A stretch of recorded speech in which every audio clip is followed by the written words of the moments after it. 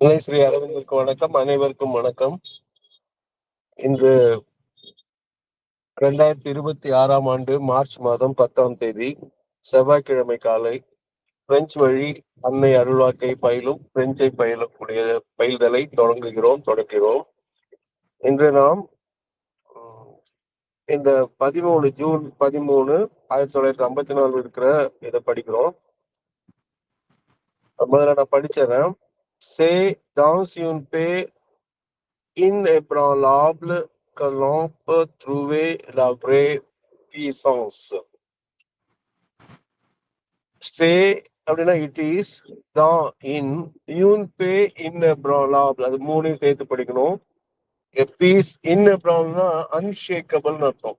எப்ரான்லாபிள் ஷேக்கபிள், inébranlable not ஷேக்கபிள். க that lump லா அப்படின்னா any one அர்த்தம், அது வி அப்படின்னு ரெண்டு அர்த்தமும் இருக்கும்.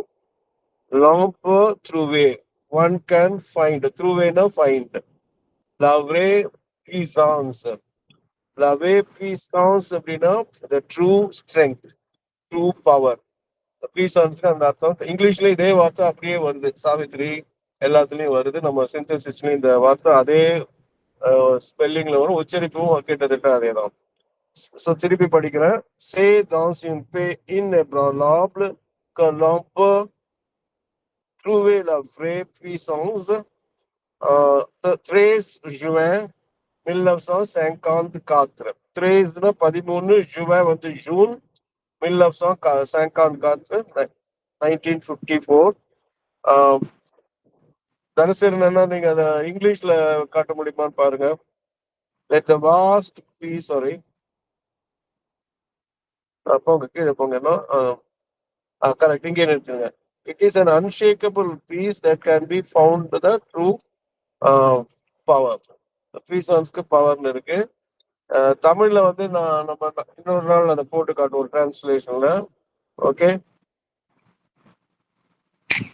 இந்த வாய்ப்பு இருந்தா கூகுள் டிரான்ஸ்லேட்ல போடுங்க தனசேனம். எப்படி இருக்கணும் டிரான்ஸ்லேட்னு பார்க்கணும்.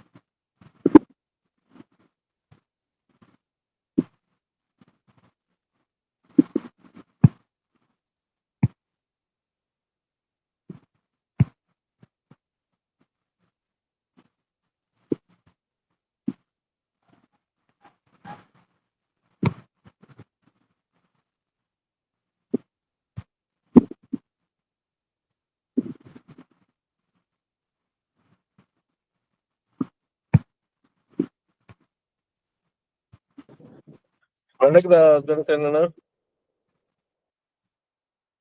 இல்ல சார், அது வரல சார், என்னால போட முடியல. பரவாயில்ல, அதோட நிறுத்திக்கலாம். Merci beaucoup à tous. Merci à la mère. Merci à Sri Aurobindo.